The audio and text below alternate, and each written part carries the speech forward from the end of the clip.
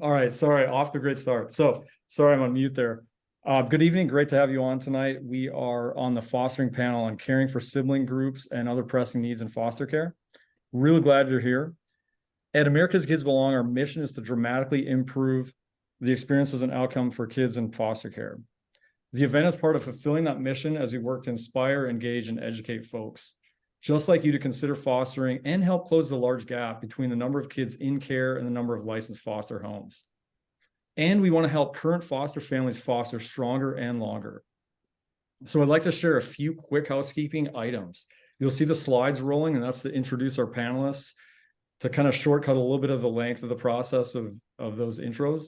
And tonight's discussion will be recorded and shared on social media and other public formats.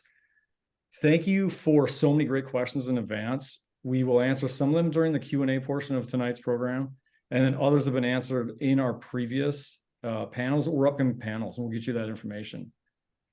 In our follow-up email, we'll connect you with more resources, and you can check out our YouTube channel and website. You can also submit more questions during the Q&A using the button on your Zoom dashboard and anytime during tonight's program. And we'll conduct a handful of quick polls and invite you to take a moment to respond when you see them. The first one is going to be live soon. So at the conclusion of our webinar, we'd be grateful if you would take a moment to provide your feedback so we can create more events to meet your needs and continue to improve your experience. Know that on October 11th, we have kind of the final fall one to close it out on what it means to engage foster care. We're going to just get sort of a 30,000-foot view of foster care itself and all the different ways of engagement. And lastly, before I introduce our moderator tonight, if you'd like to receive a continuing education credit for attending this, just go ahead and indicate yes in the last question at the very end. So this is going to be a recording you can watch on demand later, but it's another great reason to stay on to the very end if you're able to. And then you can, select yes for that. So I'm going to go ahead and introduce our moderator tonight, Kristen Allender, an adoptee herself who's the executive director for Tennessee Kids Belong. She'll be the moderator and our host. She has extensive experience in the foster care space from all angles, from being a frontline child welfare worker for 15 years to running a successful nonprofit in the space, to being a strategic innovator who meets with high-level leaders. And if you end up in an airplane seat next to her, you'll probably find yourself soon after getting involved somehow in foster care. That is what happens when you meet Kristen Allender. Well, get ready to meet Kristen Allender. Here she is. Oh, thank you, Travis. That was fun. I do have a tendency to loop people in and help them find a way to get involved in foster care. So you are not wrong there. I was really excited when we were talking about the themes for these panels to jump on and host this panel. As Travis mentioned, I was a social worker for many years on the front lines. I was actually in Los Angeles doing child abuse investigations. I know we have another panelist tonight from California we'll get to. And there were some really distinct moments that stood out to me and I feel like defined my career trajectory. And one of those was an 8-year-old little boy. I was part of a law enforcement task force where we participated in drug trafficking ring raids and all sorts of really intense things that were going on in Los Angeles. And one particular morning, I got pulled into a raid. It was about 3 a.m. And I met this little boy on the couch of a home that was about to be condemned. And I asked him to stand up. Hey, buddy, come on, come talk to me. And he told me that he couldn't because he had a wheelchair and he didn't know where it was.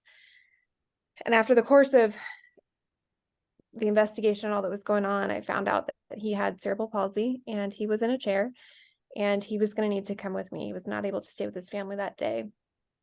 Throughout the course of that day, we spent from 3 or 4 a.m. when I first met him until about 11 o'clock at night, searching all of Los Angeles County for a home that would be able to take this little boy in. Just one boy in a wheelchair, pretty independent, but had some medical needs. And I kid you not, that entire day, it was just gnawing at my heart because we couldn't find a home in the whole entire county. LA is a big county, but there was not one home that could take this little boy in. And at about 11 o'clock p.m., my supervisors told me I had no choice but to call an ambulance to transport him, and that we were going to be checking him into the children's hospital. Oh, I haven't thought about this in a while. And it was not fair, and it was not right. And I rode in the ambulance having to explain to this 8-year-old little boy that he wasn't sick, that there was nothing wrong health-wise, and that we needed to get him some care so that we could find just the right home that could keep him safely for a while. And I fought back tears, and I fought anger at the injustice that this boy does not belong in a hospital. There was no reason for him to be there. And I knew that no matter where my career took me, whatever role I would be doing, I would never stop advocating for more foster homes, and specifically for more homes to care for kids with a higher level of needs. There just weren't enough. So over the course of the years and in all of my jobs, and now getting to lead the state of Tennessee and be in contact with so many of the other states that we're working with at America's Kids Belong, it kills me that that's still the need, that every state we talk to, every child welfare director, every government official will tell you the same thing. We need more homes to take in sibling groups, to take in teenagers, and to take in children that need a higher level of care. They're called different things in different states, but medical needs, therapeutic needs. We just need more homes to say yes.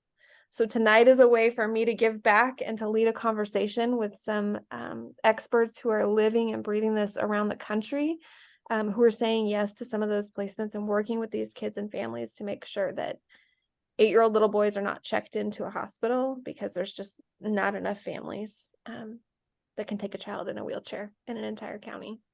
So it is my joy and honor to introduce you to these amazing panelists tonight that you're going to get to hear from and just help guide this conversation.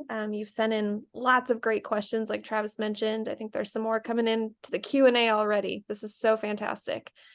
Keep them coming. We'll keep an eye on them. And at the end of tonight, we'll have a live Q&A portion where we can get to some of those. And I do see that there's some conversation already about the different things called in each state. So policies, the way things are worded, we'll touch on some of that because we have a wide representation here from several states, but know that that might vary based on where you're calling in from or you're signing in from. So let me quickly tell you a little bit about our panelists tonight, and then we'll dive right into some of our conversation. So I don't know how your screen is set up, but I'm going to go around my screen. We have got Bernie Latner is from Minnesota. He's a single foster and adoptive parent of over 20 years with longtime mentoring experience. He is also a federal prison chaplain. We've got Sarah McCrory, who is a trauma counselor, registered play therapist. She's worked at the Alabama Children's Home, and she has extensive experience counseling and working with kids and families that have experienced significant trauma. All right, you've got some poll questions popping up, so make sure you answer those as we go. We've also got Dr. Denisha Keating with us from California. Dr. Denisha is a former foster youth who wound up becoming a guardian of her siblings. She did write a book, a fantastic book called From Foster to PhD, and she continues to be an educator and an advocate for kids in foster care. Got Sherry Beals-Hellerman from Tennessee, my home state. Love Sherry. Sherry's a teacher, and she's a longtime therapeutic foster parent. She's an adoptive parent of 4 kids with special needs, and she has extensive trauma and special ed training. We've also got some of AKB's very own, Adriana Howard and her husband, Jamie. Adriana works for Georgia Kids Belong as a community engagement manager.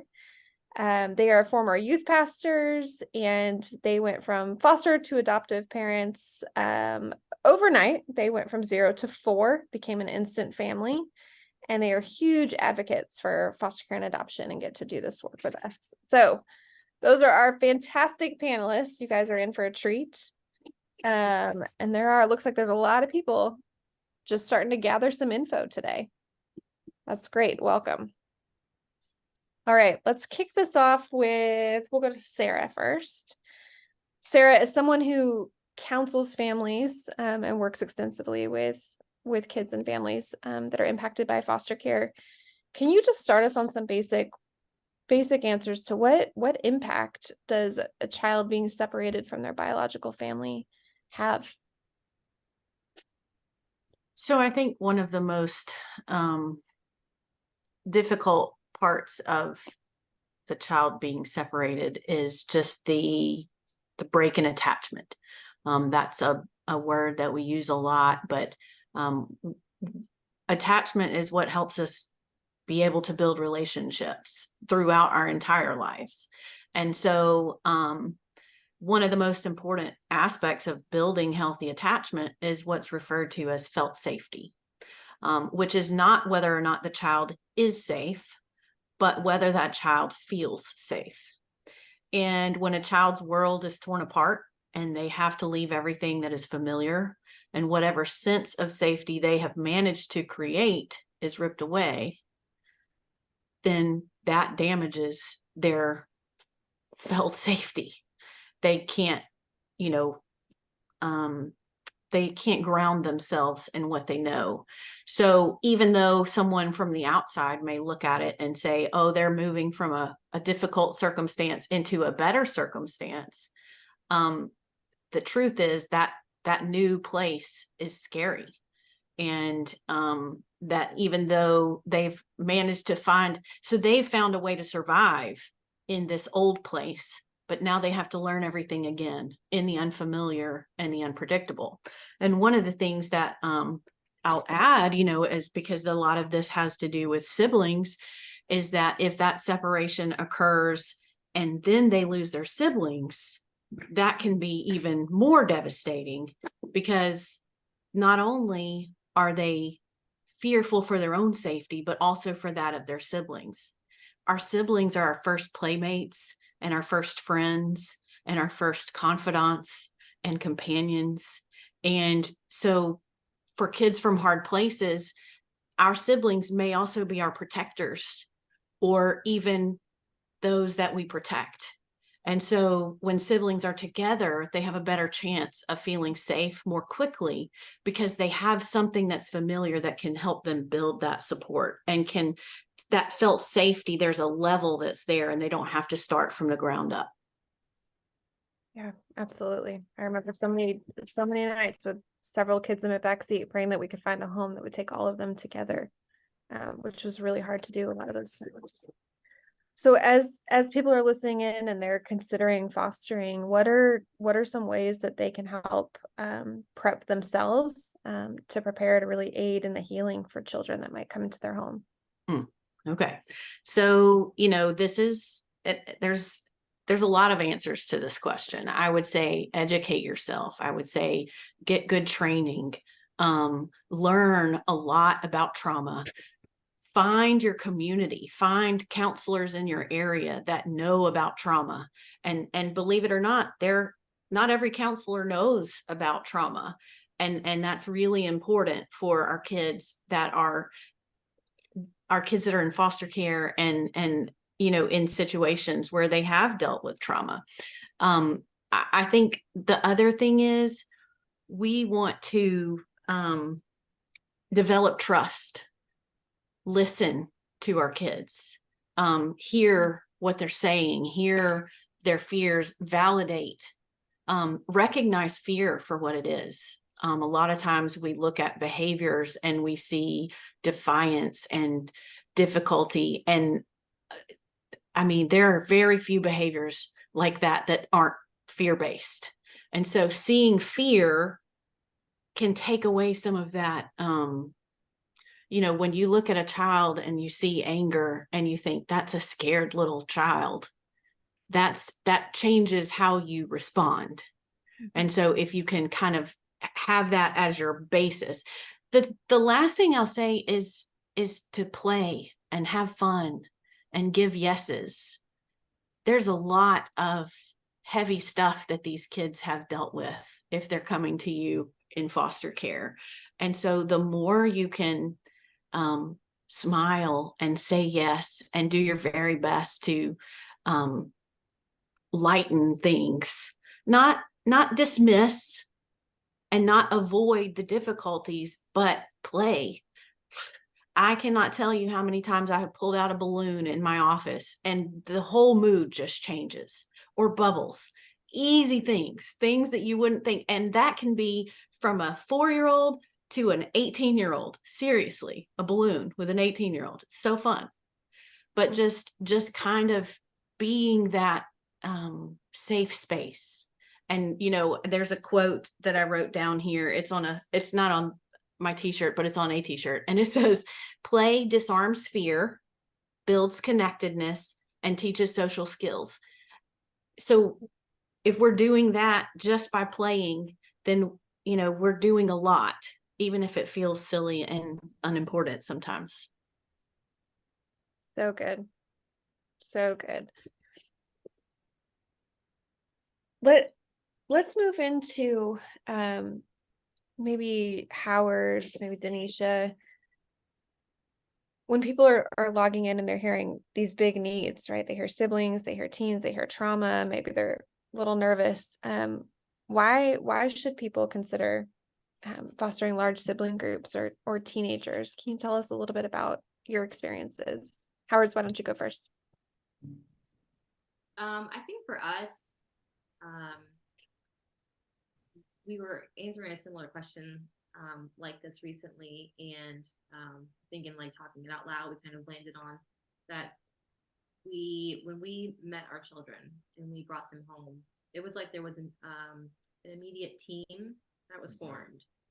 Not to say that there wasn't moments of, you know, dissension in the ranks, but there was a team that was there, and it was sort of like we sink or swim together. And even though our team was very unevenly balanced, it's two parents and four children, so we were immediately outnumbered, but it was like everybody has stake in this. Everyone wants, you know, we had to almost onboard the kids to, like, understanding that this is what it meant to be a part of this team, but everybody at the end of the day wanted it to work. And so it's like we had immediate buy-in from all of us together. And, you know, we're really big on communicating with our kids. We're like this, our house is like no holds bar. Like, whatever you're feeling, say it. If you've got a thought, say it. And sometimes I'm like, that's a lot of thoughts. Don't say it all. Not all right but now. yeah, not all right now. But we that's how we talk to them. Like, that we're in this together. We sink or swim together. You know, we all have to be in this. And it felt like we had teammates who were just as invested in making it work. And so, again, it was hard sometimes because we were so outnumbered. And, you know, because there were so many of them, you always had like these ebbs and flows of, you know, there's one day where this kid's 100% in, this is my team. And then the next day that same kid is like, I hate this team, you know, but we were in it, and it really did feel like do or die, sink or swim. This is, you know, we all go down together or we thrive together. And I think because, you know, that was kind of how we communicated it to them. That was sort of our path forward. It still feels like that. And the kids, they joked around when we finalized their adoption. It was just about over a year ago. They became the Howards, and they joked that they were now the How Weirds. And they're like, that's just who we are. We're the How Weirds. You know, that's like the ethos of the home, is we're just the How Weirds. Yeah, I think that there's a way to think about it, which, again, it's that idea that, like, you have a built-in team, and it's one little practical tip is if you tell DFACs 1 to 4 children, they will give you 4 children. So just in case you were curious about that.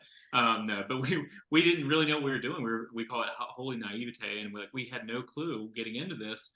And it was so helpful for a lot of reasons to have a group of kids who are all 4 different, completely different. All, you know, they went through the same situations in the sense that, like, they moved from this house to this house together. But each kid experiences trauma differently, experiences fear differently, like, we still, to this day, we've been with them for 3 years now, and we still, you know, very often are like, man, I have not figured out what that thing is. Why do you think that is? We had a conversation just before we got on the call. Why do you think she's doing that? Why do you think, you know, is that this kind of thing? And we're trying to figure out what's the reason behind the reason, you know, why are they doing this? But the other reason is I think it's not so intuitive as people first get into this, is it's so awesome to have a win with your kids. And if you can have a win where you're like, yes, finally, I got some breakthrough. And with 4 kids, there's a lot of days where you feel like, man, I'm not having that win with this kid or this kid, but there's most days you're having some breakthrough where you're like, oh my gosh, finally we got this thing figured out. And it's not even. There's a lot of days when, especially in the beginning, we had a lot of tantrums and behavioral issues that we really had to spend a lot of time with. And 2 of our kids really, really struggled in that way. And then the other 2, we were able to have like, all right, it's the other 2 are asleep. Let's, the younger 2 are asleep. Let's have like a little movie night and let's have this win where we can build this thing with you. We had to kind of go to war in a different way, over there, to help them through this thing all day long. But you know what? Let's set this time aside for you. And if it was just, one kid by themselves, then you may not have that. And I think that was one of the things that we didn't really get going into it, was like, you get to see wins, maybe not in every kid every single day, but you get to see them regularly enough. You're like, okay, we're making progress. We're seeing it because we know that he went to here. Then hopefully she can also, go to there and see that. So So if you take in 4, inevitably you'll have at least 1 win a day, maybe. right, yeah. Odds are in our favor. So. And they recognize those wins in each other too. And like, yeah, our kids are so empathetic and they're so compassionate and they're so moved with like mercy for people, for things. And so they will call those things out in each other. They can also be each other's harshest critics, much like, anybody Any who's siblings, if you're a family member, if you're a citizen of the human race, like we're easy critics, but they are also like each other's biggest cheerleaders. And, just this past week, our oldest one said, this such and such kid is, man, she's really come a long way with these things, and it's cool because their whole history is wrapped up in each other. And so when she says that, it just has more weight almost than if we say it. We've only known them for 3 years. It feels like longer sometimes, and then it also feels like it's not been 3 years. That can't possibly be. But they are each other's cheerleaders as well. And like, man, when kid A has something kind to say in life and affirming and life-giving to say to kid B, it's like, I mean, that's worth 10 of huge. us. Yeah, it's huge. Yeah. Let me ask you this super practical. There's people on here who are interested in fostering, and my guess is some of them are thinking, you get that phone call and you go from 0 to 4. What is that like? Did you have to say yes right away? What were those conversations? How did you process that as a couple to make that decision to say yes? So it did kind of feel a bit overnight-ish. It's a lot of very fast, very slow, very fast, very slow. Yeah. It's not a, step by step.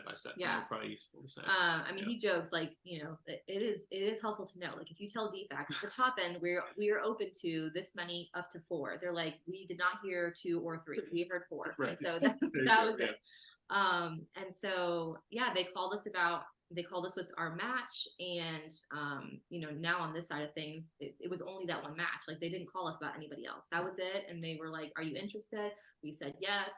And then we had a call maybe a week later, and they gave us, they give us about 40 pages for each kid. Yeah, they gave us child life history, all and that they just sort of talked through it. The social worker just sat down. I've reviewed everything.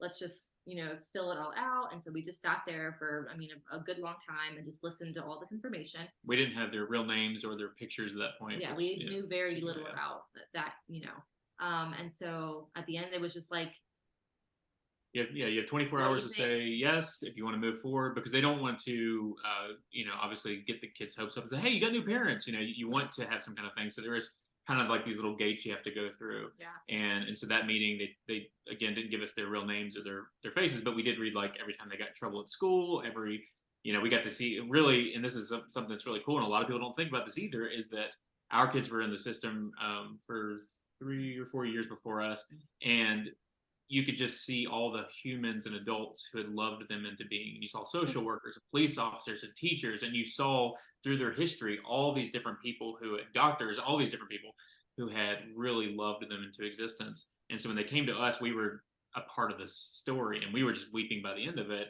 And they're like, okay, you have 24 hours kind of to say, do you want to move on to the next stage? And we looked at each other and we're like, we don't need 24 hours. We say yes to them, and then within, about a month, it was in the middle of COVID. So we did all Zoom calls and that sort of thing. So I imagine it's a little bit different now, but, you kind of move, and then you work up to like, they're going to come over to your house for a few hours, then you're gonna take them out to the park, they're gonna stay for the weekend. Like, so it kind of ramps up slowly like that until you kind of work together. Yeah, and it's important to note that sometimes kids come into care right away and you need an emergency placement and Sure. we don't know anything. And then there's other scenarios like yours where they're looking for a more long-term permanent. So level of information that you'll get about a kid that you're getting a phone call about will definitely vary based on their circumstances. Thank you guys so much. So much wisdom we can gain from you all. Denisha, would you share a little bit about your story and the importance of keeping siblings together? So we actually entered into the foster care system twice. But with, we just recently, it's been 8 years since I took my siblings in. And then before that, I was 16. So 2006 to now, which is a long time. When you start to look at it, you're like, wow, that's over 15 years ago. And then you start to realize you're a lot older than you realize. But the first time we were put in the foster care system, we were separated. There was 8 of us, and we were separated between 3 homes. And I was placed with 2 brothers in a foster home, very strict, came with what was on my back and a bag of mixed match shoes with different clothes that didn't fit, no underwear, no undergarments, nothing. And that was what I was wearing for like 2 weeks. And my sister would bring me close to the house. But then when we finally met up with my brothers, we found that foster family like bought them brand new clothes and jackets and shoes. And like, they were just like, they have nothing. But we realized that there was this emotion that started to happen, not of like, I want new things, but it's just like, you're being loved and I'm a problem.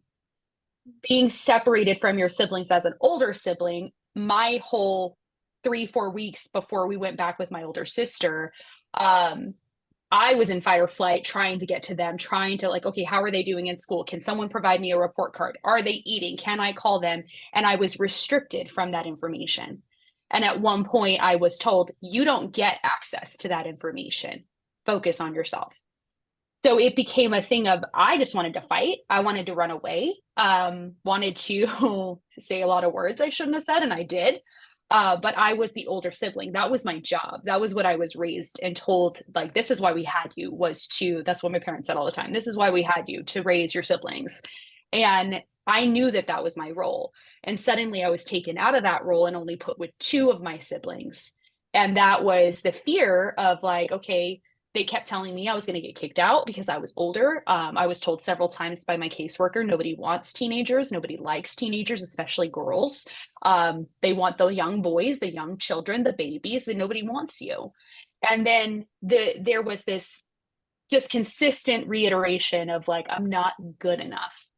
When you keep yourself with the siblings, there's research that's been done on this, that it's actually better for the children to be together because there's less behavioral issues. They do better in school. They do better with emotional processing. They have fewer days in placements. They're not getting in trouble as much because they're not being moved around as much.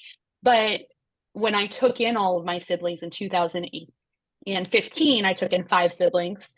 And I kept them with me. It was hard. We were in a 1-bedroom, 1-bathroom apartment, and it was 500 square feet. So it was not a big apartment, but they did so much better that time around because they were with family. We were able to process things together. I couldn't say certain things because of court, but I could listen to them and say, no, yes, that is what happened. Or we'll talk about this when court is done. But they were able to process with family and say, like, did I read that wrong? Did I not understand what the judge said? Can you tell me about this? And they felt that safety of like, everything hit the fan. This all sucks, but I'm with people I know. And there were behavioral issues still, because this stuff sucks, to be moved from your home and then to feel the weight of the abuse that you went through. But it was better for my siblings to be together.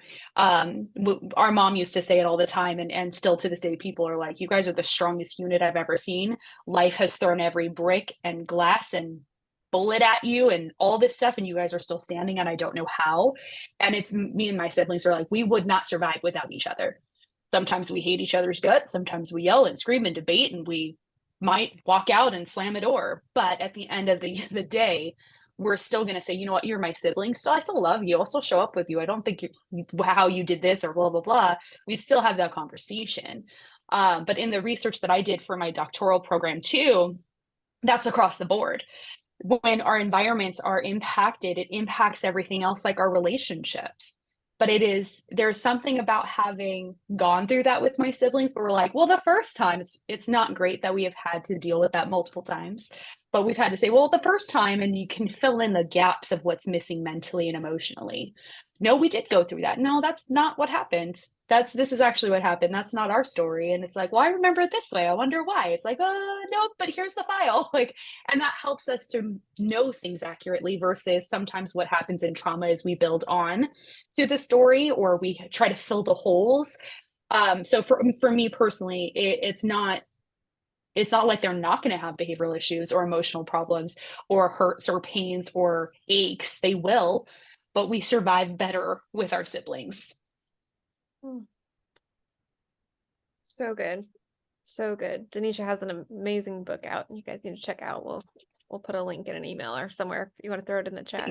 Hear more of her story. Sherry, you've been a therapeutic foster parent for over 20 years. Can you explain a little bit about what a therapeutic home is and why that's such a need? Sure. Therapeutic foster homes usually involve a higher level of care and a higher level of needs than what we would consider a traditional foster home. And that usually involves behaviors. It can be social, emotional. It can be medical needs. It could be physical needs, or even just children who have miss some pretty significant developmental milestones or don't display age-appropriate behaviors. The therapeutic foster home, in our situation, it was a little more structured, maybe is how I would describe it. So just a more structured environment where intensive supports are put in place for the children, but also for the foster families as well. There's a high level of training involved with therapeutic placements. There's always a level of training to become a foster parent, but typically when you're dealing with therapeutic needs, you'll have a higher level of care.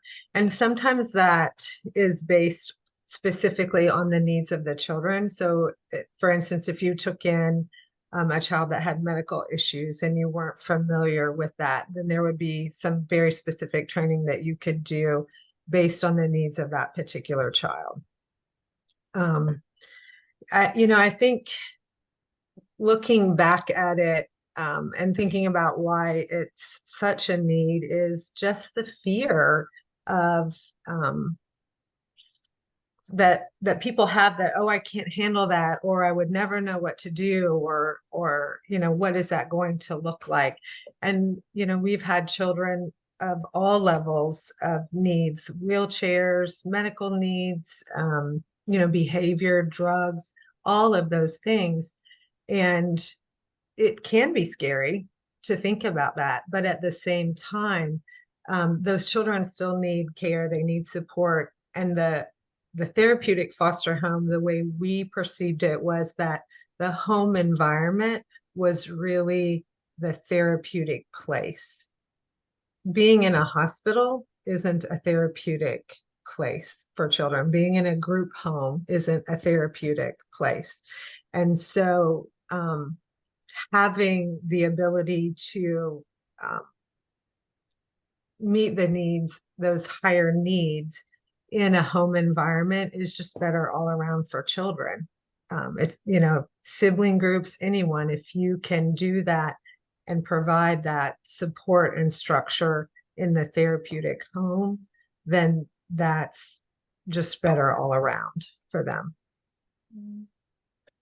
So it's some additional training, and again, that'll differ in each of your states, but it's typically additional training and then additional in-home support from whichever agency you are certified with that it's overseeing your case.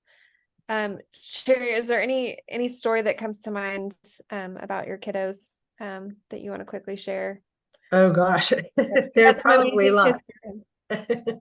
There are lots. When I think about just the number of children who have come in, as I said, we've had children who have been in a wheelchair. I got a phone call one night asking if we had a van. And I said, yes, as a matter of fact, we do. And they said, is it wheelchair accessible? And I said, well, I don't know, but we can get a wheelchair in there. And we met the caseworker at the home and took in a child that had very specific medical needs. She was in a wheelchair. And when I think about just her change during the time that she was with us, because she was in an environment where she was being cared for, where people weren't afraid to engage with her because she was in a wheelchair and she was being bathed appropriately, and we were putting things in place for her at school and all of those things. She just really thrived in that kind of environment. And from the bus drivers to the teachers to the administrators at her school, everyone noticed a change. The very first time that the bus drivers picked her up at our home, they were crying, and we thought it was because she had been placed in foster care. And the bus driver said, it's the first time we've seen her clean coming to school. So that was, just little things like that make such a difference, that a child is clean coming to school. Thank you, Sherry, so much for sharing.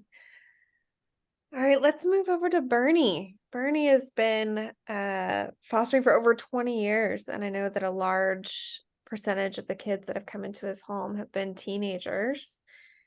Can you talk to prospective or current foster parents about considering fostering teens? Why should they consider fostering teens? Well, one, teens need us.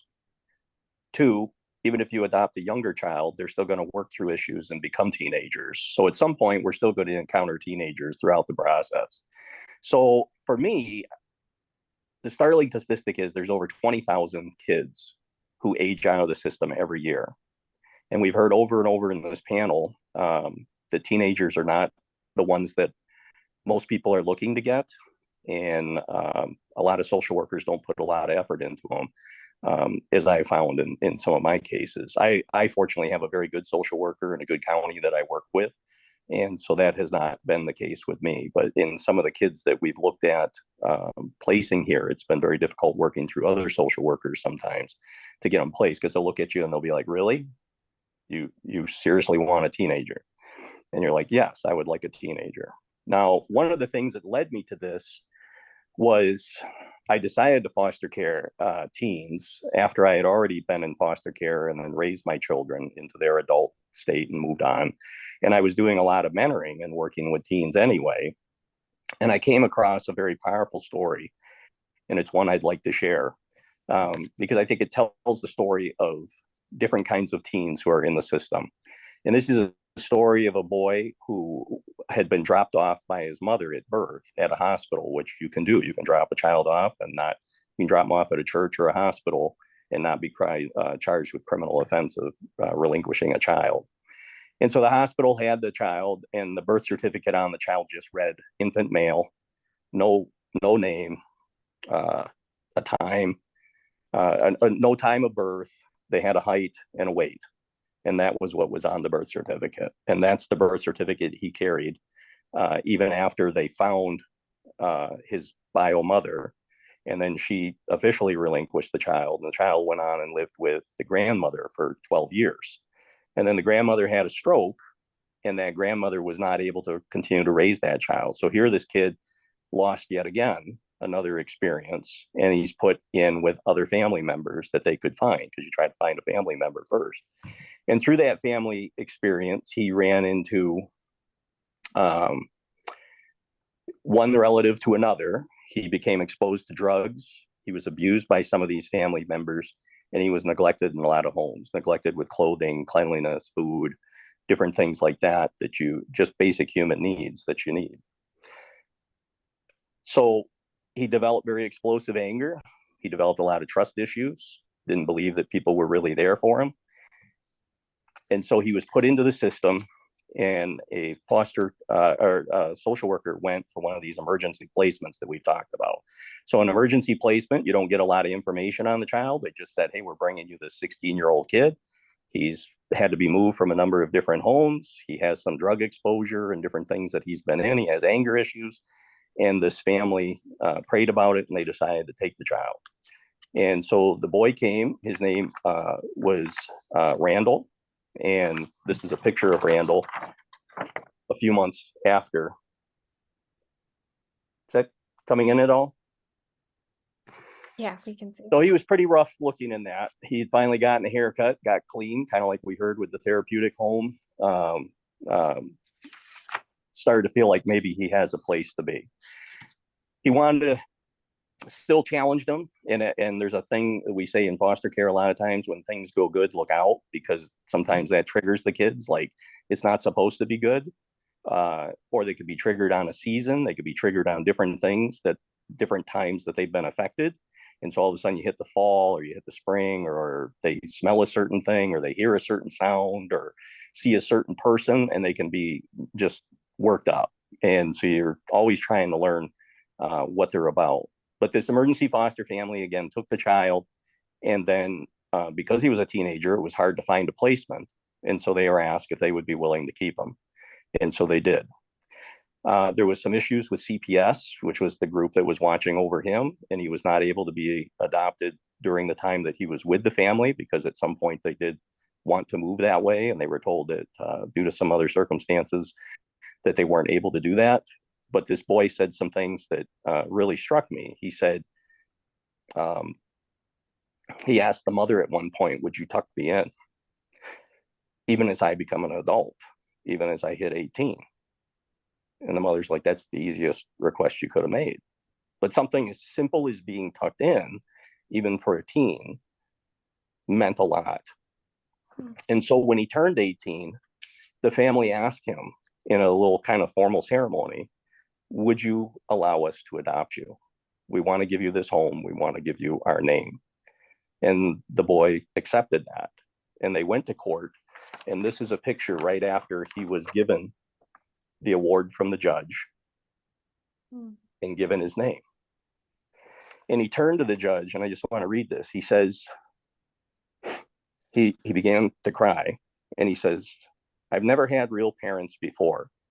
I've waited my entire life to be treated in the way that this family treated me. And now I have a name, and I have a family. And that is the reason we need to look at taking care of teenagers.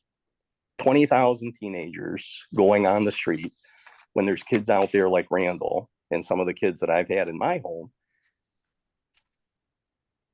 There should be an outcry in society about that. And we were talking a little bit before when we went on about the criminal foster to prison pipeline and different things like that, that these kids, if they don't come into a good support, then they're going to go into negative things, because that's the area that's willing to accept them. And a lot of these people, like in the prison I work with, they look for a family figure. So what becomes that family figure? Potentially a gang or other criminal activity, because they can be accepted there and they can do things that earn people's respect. So, and even teens that don't want to be adopted, ones that I've had here that don't want to be adopted, like they just want to stay in the system and foster out, they will still always accept you as a healthy adult and a mentor in their lives. I have teens right now that have lived with me for a period of time that have asked me to help them with their ongoing medical care, looking at rehab support in areas when they've gotten into drug addiction, asked me to be a part of their family counseling, because the bio family is not the right person really to be in on those kinds of sessions because of their experience. And it's just know that that I have their best interest in mind. And so every one of the kids that I've had, um, has continued to keep in touch even when I was not the adoptive home for them. So there's a lot of good we can do in foster. There's certainly a lot of good we can do in foster to adopt. But I think the teenagers, they have a place in my heart because there's a need.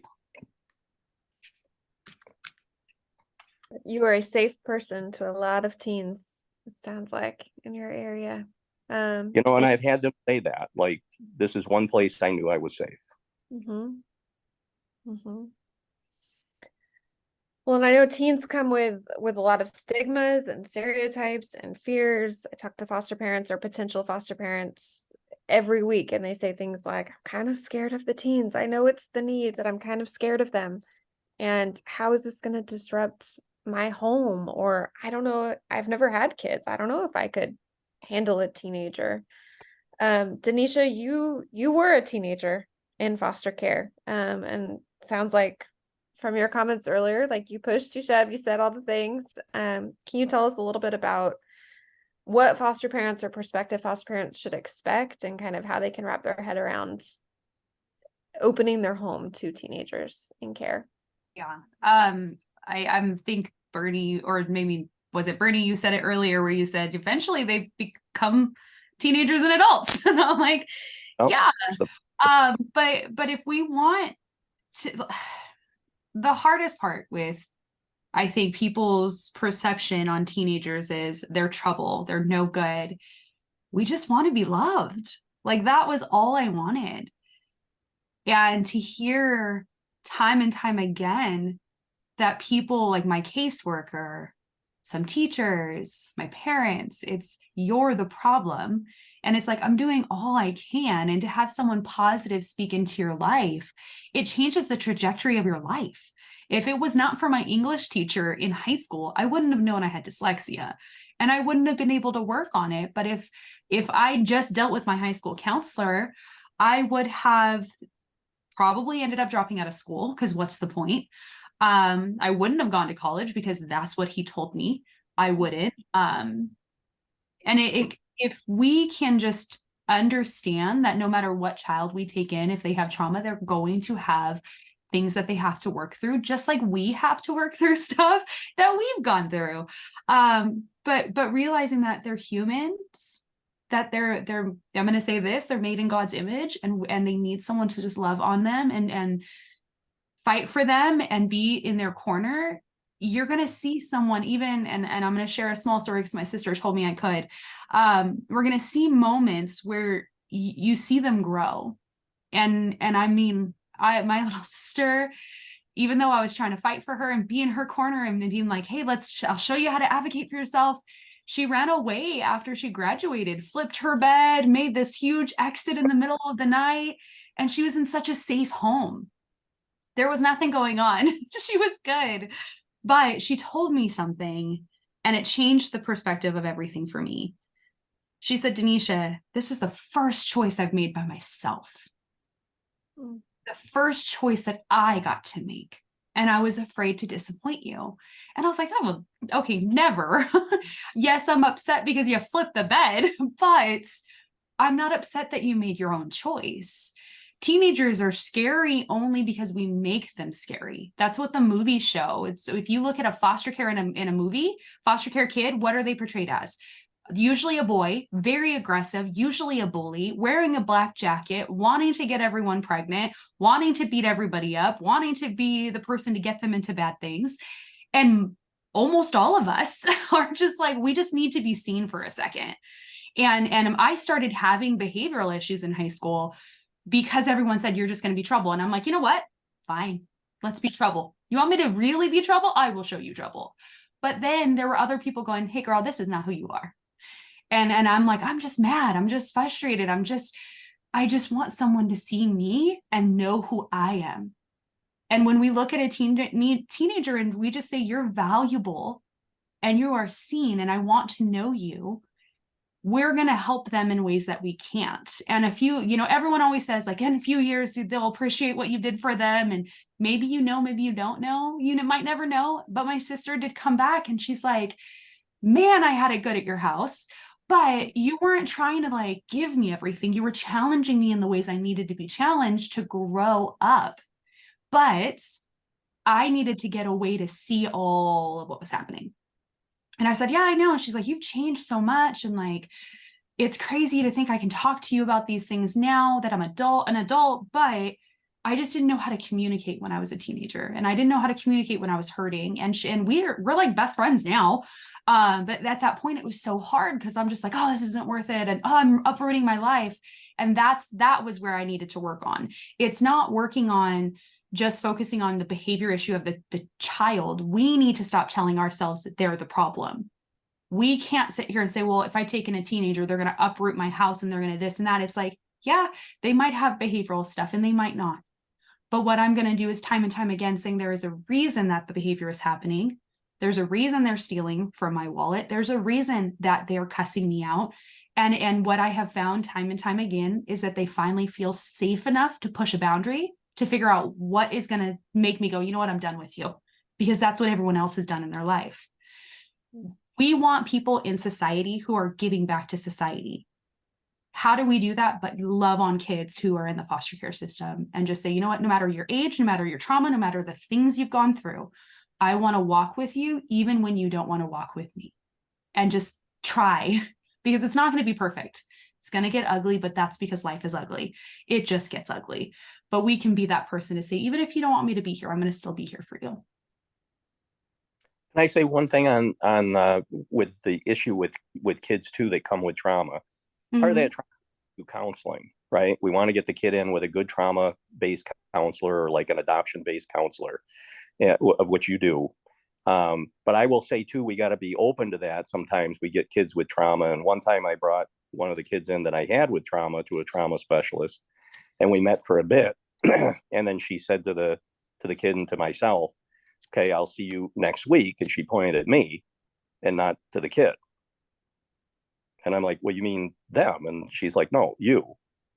I'm like, oh, she says, make the appointment when you leave and I'll see you next week. And I ended up seeing that therapist for weeks because there was things I needed to work on in my approach with that teen.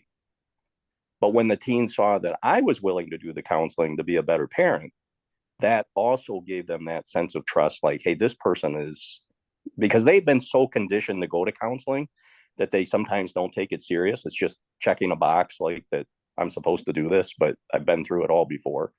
So to have that transition is a nice thing when you're willing to do the counseling to be a better parent, to work with them sometimes. Absolutely. Can I add on to that too? Because you just triggered something that reminded me. So I had been going to counseling for a while, and my counselor had said, okay, put your script down. And I was like, what? And she's like, I can tell you were in the foster care system. And she'd been a counselor for 30 years, worked with trauma informed, like she was very trauma informed. And she said, you know, we need to put the script down and we have to actually work through what's going on. But you've been conditioned to script your life to me because you know that counseling is a part of a conditioned to the court system. And she was like, girl, we can't do this. And because I didn't get the resources that I could have gotten when I took my siblings in, I did the route that most parents would do. And we went through county counselors or cheap counselors. And my sister told me she was done with going to counseling because the 3 counselors that we tried out all cried when she started sharing her story. And she was comforting them. That happens a lot. And I had counselors before that were with the city who said to me, like, well, what are you doing to make this worse? To have a counselor pull a parent in, and there is a trauma-informed psychologist who actually says this, is that usually counseling conditions our children to fit into changing their behavior in their environment, versus what we really should be doing is talking with the parents to change the behavior, to change the environment, which impacts the child. And when he said that, I was like, and I have been in psychology for 13 years. So I was like, oh my God, I'd never heard someone say that before. And it changed how I thought of counseling. When we're doing counseling with parents and even foster parents, guardians, we really should be kind of understanding that that's a part of our role, is to like, if it might not be that we're doing something big, but it might be something that's impacting the young adult in our life to go into a fight or flight. And it might be so small, like not making eye contact with them or raising our voice. I used to do that with my siblings where I would talk to them across the room, and I'm a very loud person, but they thought I was yelling at them. And you start to see their body language where I'm talking and I'm getting loud and I'm getting passionate, and all my brothers go. And I was like, what? And I asked the counselor, I was like, what is going on? And she's like, are you yelling across the room or talking loud across the room? And I'm like, yeah.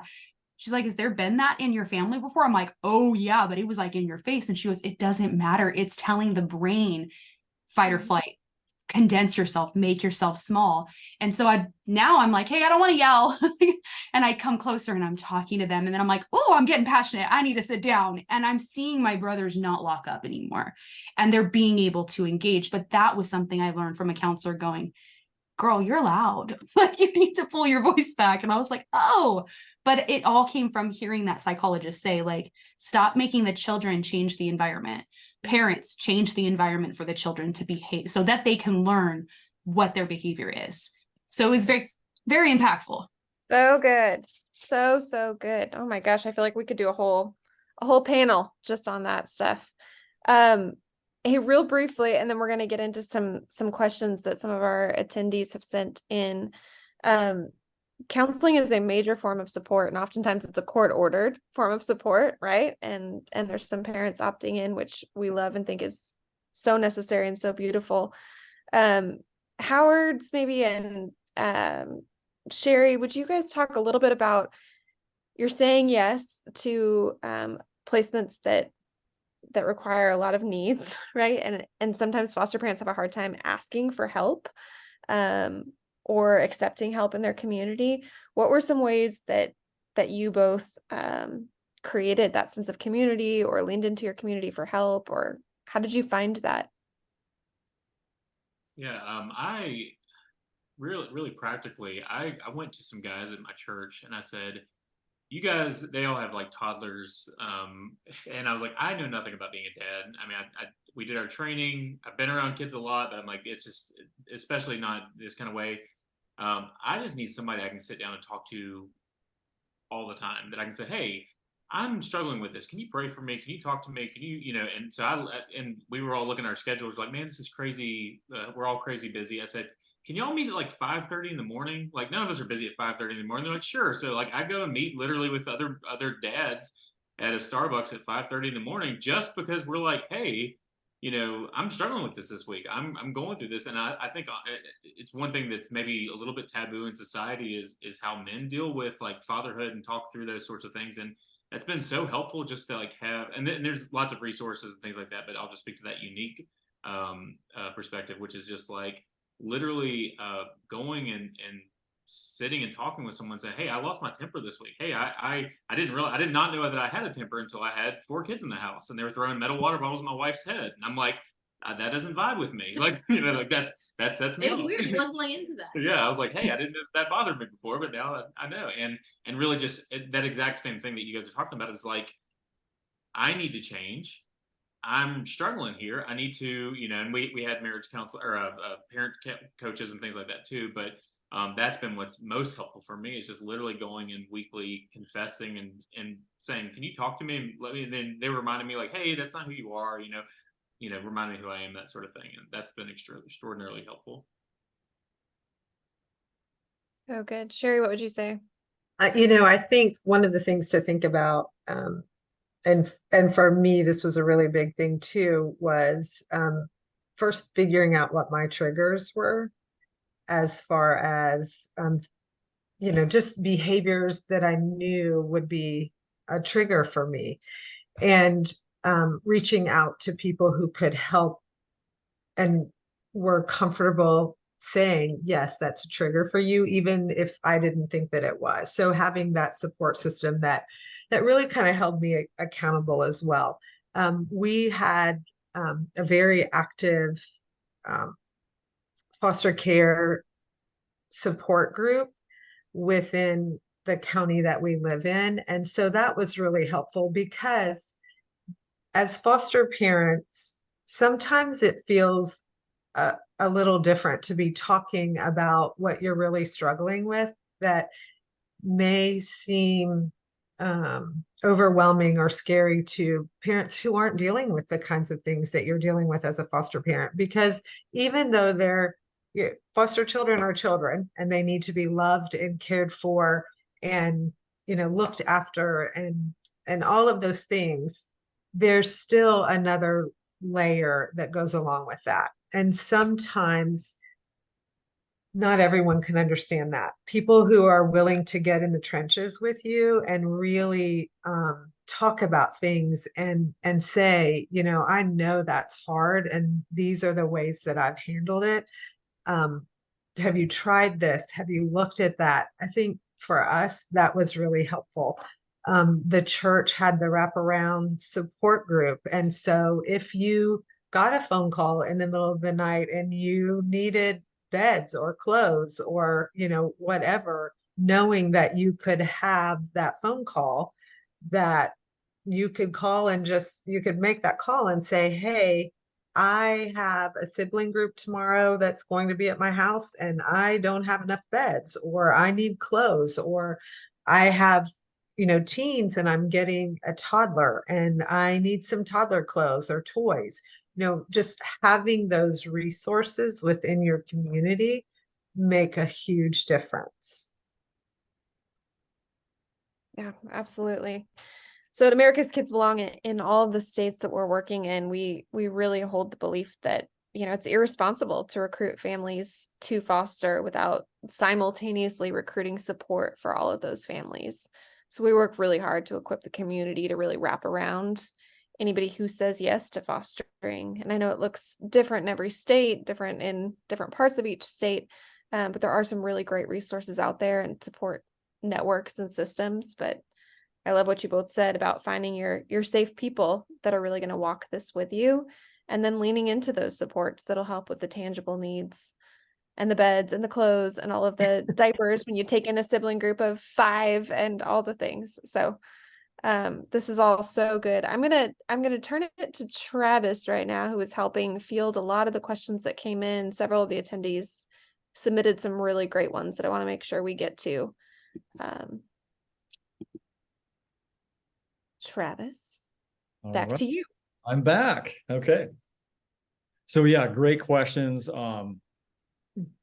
Excellent questions just on the registration, guys. You just loaded us up here. So I've been trying to answer some on the chat. And the discussion tonight's been phenomenal. So one more piece of housekeeping before we get into the kind of live Q&A final segment here is, it does take substantial time and resources to offer this content. So if you can stand with our mission and would like to see more events like this, I ask you to consider a tax-deductible donation to America's Kids Belong, and then you can use the donate button on our page. So look for that. So back to the questions. Great question around, to kick us off, maybe around siblings. And Kristen, you can kind of decide how you want to do this with the panelists, but maybe we can get to more questions if we're you guys know we could answer these at great length, but we can also give good punchy answers as best we can and get more questions. So maybe that's the game plan. Let's do some rapid fire. Cool. Let's do that. So whoever kind of takes that, go with it. And then if someone wants to add something quick, otherwise let's move to the next one. So rapid fire starting. How to handle siblings that may be triggering each other. You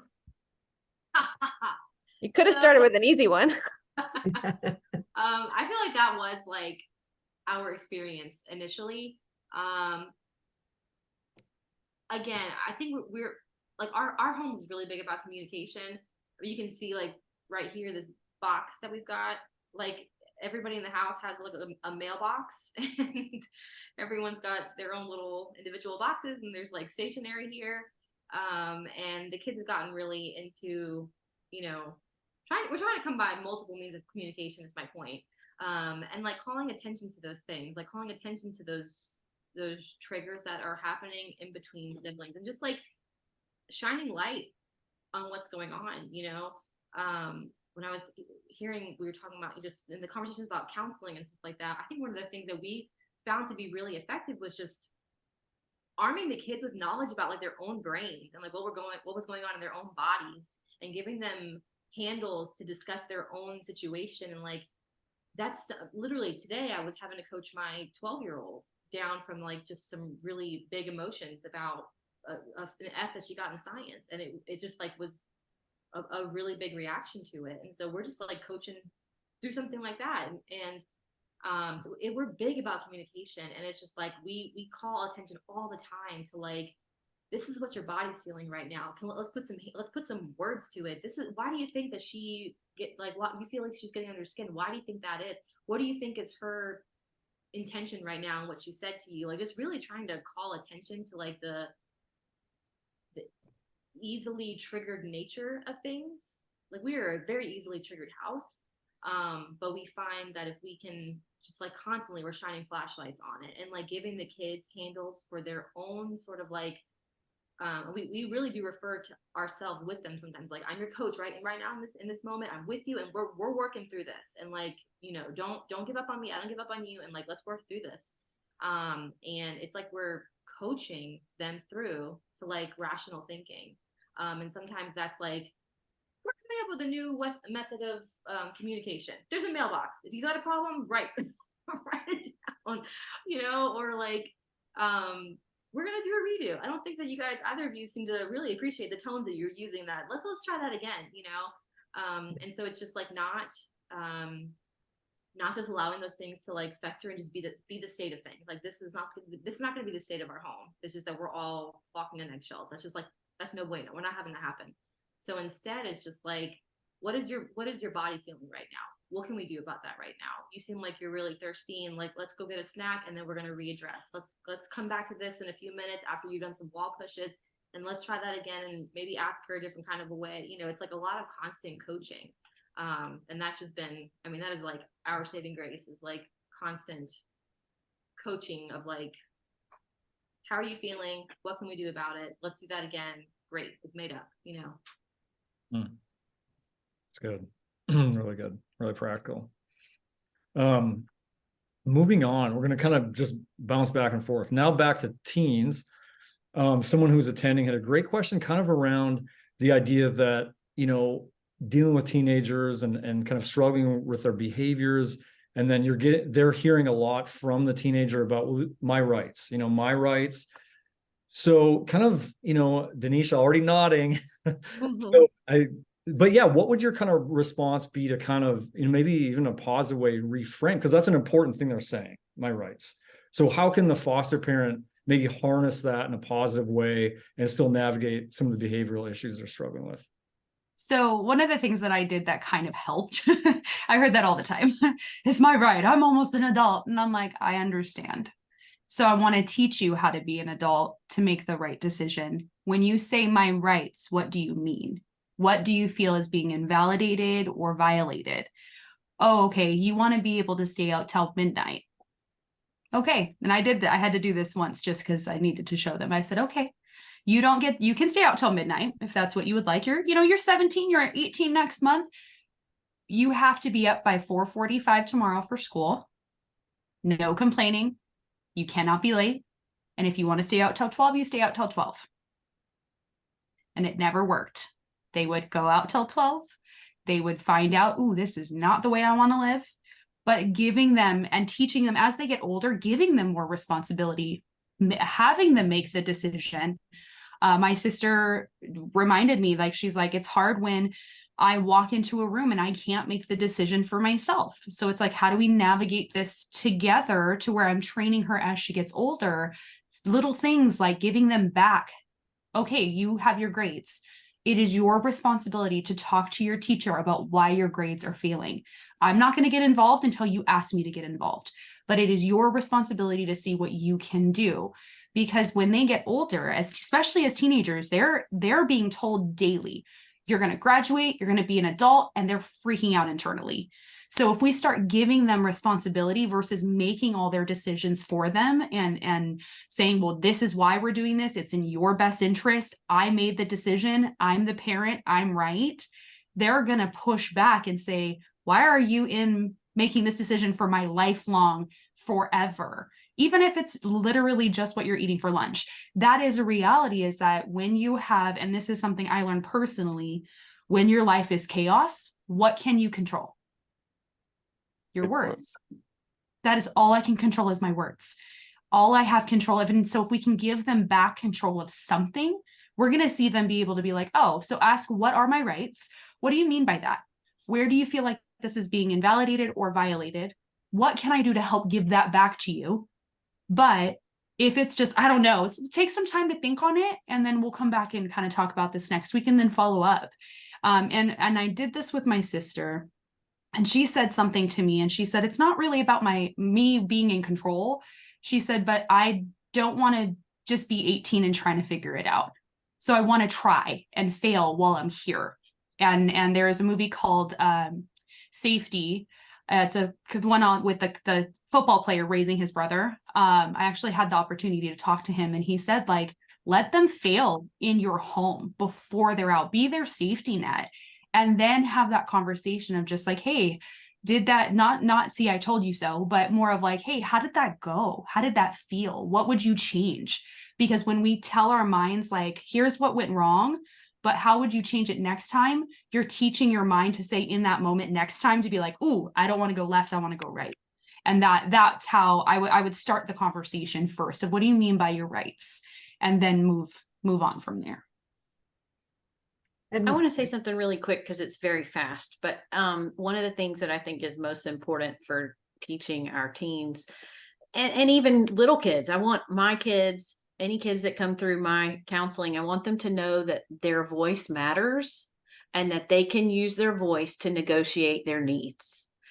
That is really important. And if they tell us something and we don't hear it or we dismiss it or we act like it's not important, then they don't think their voice matters. And that's how you develop healthy adults, is helping people to know that their voice matters and they can use their voice to negotiate their needs. Absolutely.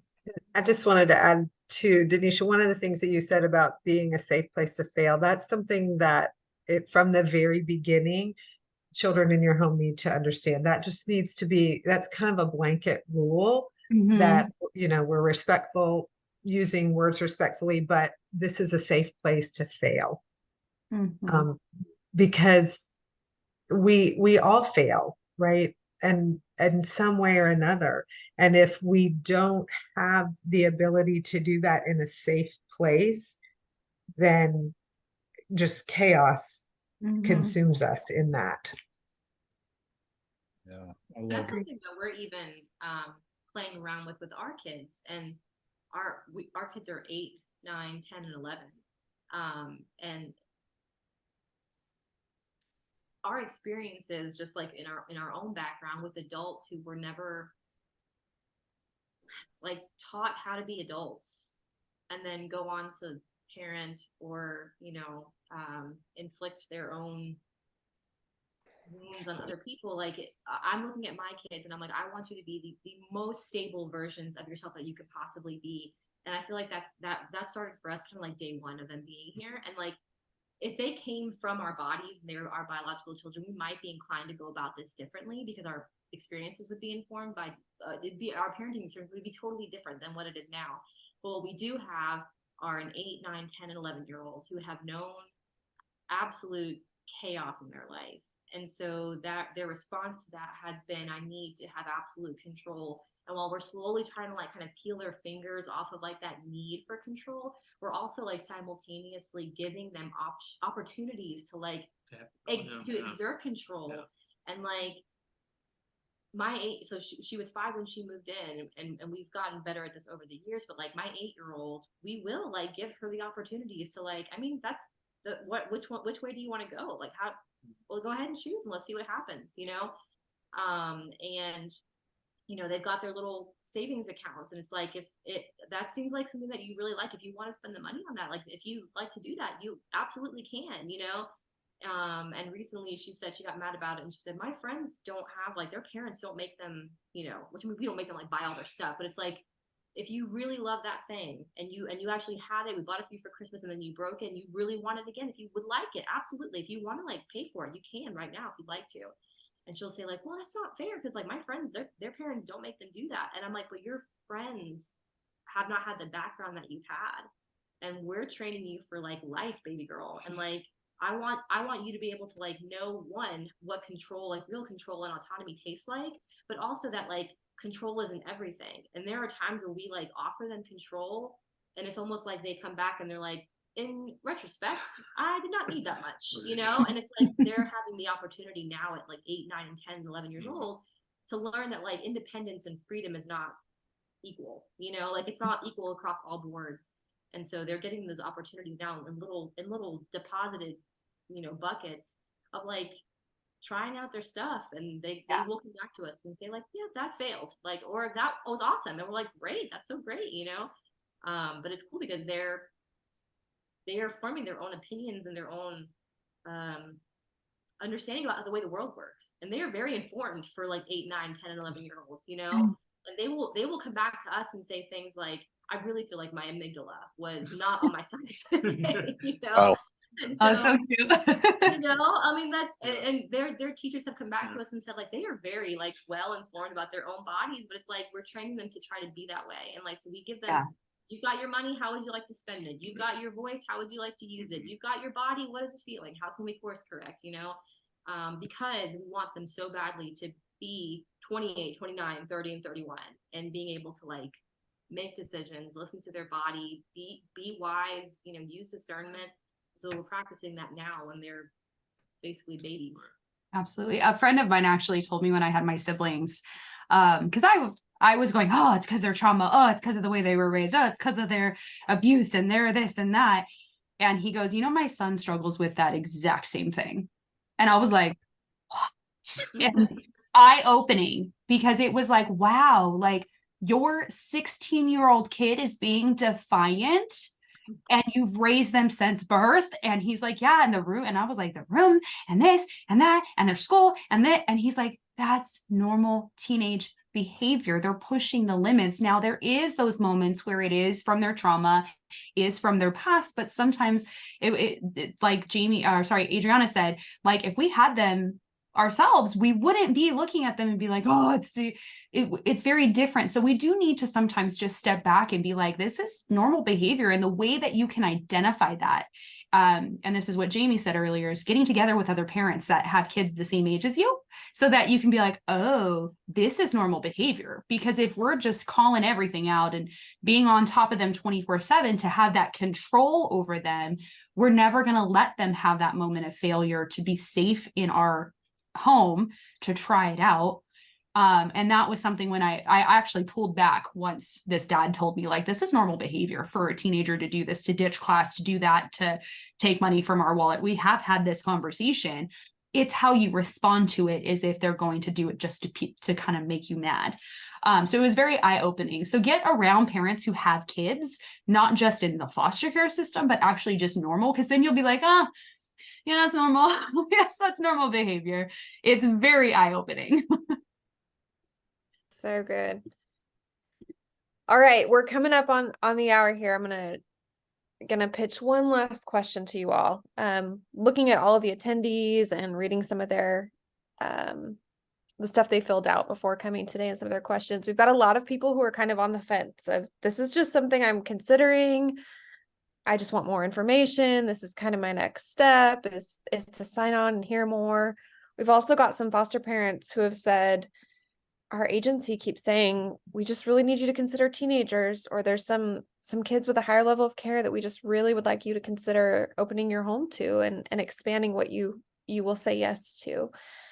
So given that in mind, and knowing those are the people who are listening in, gaining all of this wisdom and insight, hopefully they're getting some practical tips and tricks and some understanding, and just normalizing conversation around what it would look like to be a therapeutic home or say yes to siblings or teenagers.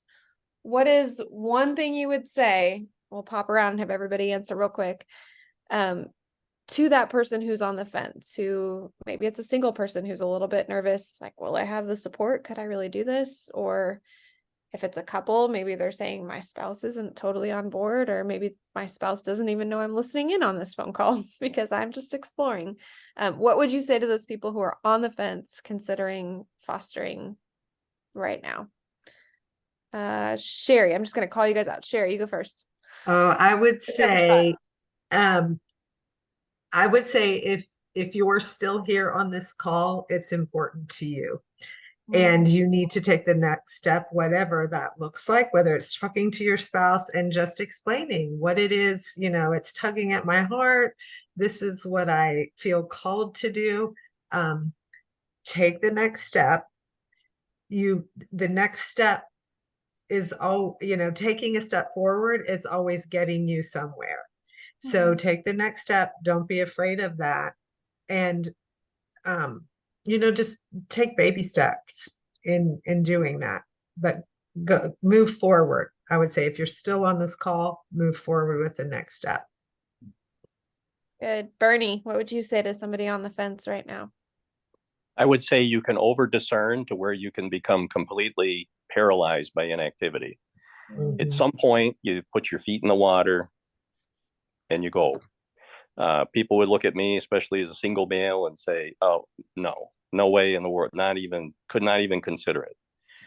Bring the kid in, and after a while, they're kind of like, you know what, that's really a good kid. I actually enjoy him. I wouldn't even mind if he comes with me, in my family when we do this trip or whatever. And then they're like, you got it easy. And then I got another one, right? They're like, how are you going to do two? And I'm like, I don't know. It's just going to work. I'm going to connect with other families, kind of like we've heard, in this thing where you're connecting with other people. And pretty soon you have kind of a village around these kids and they start to feel more normal.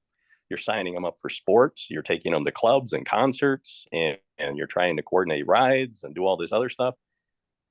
If you overthink it, you probably won't do it. But it's like any parent, whether it's adoptive, foster, or your biologic kid, it's going to be a lot of work, but the reward at the end of it, if you turn a kid around and see how they are when they look at you for the things that they need in life, even though they're becoming their own adults, the reward is far better than the struggles you'll go through. So good. Jamie Howard, what would you say to somebody on the fence? I think I'm someone who's very logical programmer. I try to put all the pieces together and make everything work out. And I think if you are the kind of person who thinks that way, then you'll have a picture in your mind of what foster care or adoption will be. And really it should be like a story that you're going to read. And it's more of like a journey. And to think that you'd have everything figured out. It's almost like when you get married and you're like, I'm going to have everything figured out and we're going to have read all the right books and be totally prepared. It's just not like that. And that's okay. And don't discount yourself because you're like, I don't know what TBRI means, or I don't know anything about trauma, or I don't know about, it's okay. You can learn all that stuff. And don't count yourself out before you've even started the journey. Move forward. Like they said, do the next steps and don't feel like you have to have every little piece figured out, because with all of the training that we did and we're required to do and all that sort of thing, day one, we were like, what are we doing? These kids don't follow any of the stuff. And, finally you zoom out and you start to learn okay, but you'll do great if you are the kind of person who's willing to get on the journey with your kids, not to think that you have to have it all figured out so that you can bring them in and know exactly what you're supposed to do. You're not going to, and that's okay. Well, yeah, I think similarly to that, kind of I'll appeal more to the heart side of it. It's just that it's so beautiful and rewarding and rich, and we easily laugh more. We've laughed more in the last 3 years than we have, in the last 11 years of being married, where it's just the two of us. And our lives have been so enriched and informed by our kids. And, we just finalized our adoption a little over a year ago, last July. And in a few months, we're going to have a 12-year-old. And so our parenting experience, our numbers on paper don't seem to meet the need of we've got a preteen and she's got a lot of emotions, and we've been legal parents for 1 year. And so it's like he said, you're just not gonna know everything and feel good about everything. And much to Bernie's point, if you're on the fence about it, and you allow yourself just to think in the muck of it, there's a million reasons why not to, but there's 10 million reasons why you should consider it. And our lives have been made so much richer by our kids, and we're here to kind of harp on like the sibling thing and even kids that are a little bit older. Like I said, we've been parents for 1 year and I've got a 12-year-old. And by all accounts, that the math does not add up. But there are so many firsts that we're experiencing with them. Like we didn't miss out. We missed out on so much, but in another way, we didn't miss out on very much at all, you know, and our lives are so rich and beautiful and they're full of firsts. And last week I taught my 2 older girls how to shave their legs, and it was the coolest, most funny, we just had a ball. And it's like, again, we've been parents for 1 year. So we shouldn't be at that stage yet. And we are, and we make it work. You knock on every door, you try everything, you learn as much as you can, you learn on the way, you don't give up, you don't give up, you don't give up.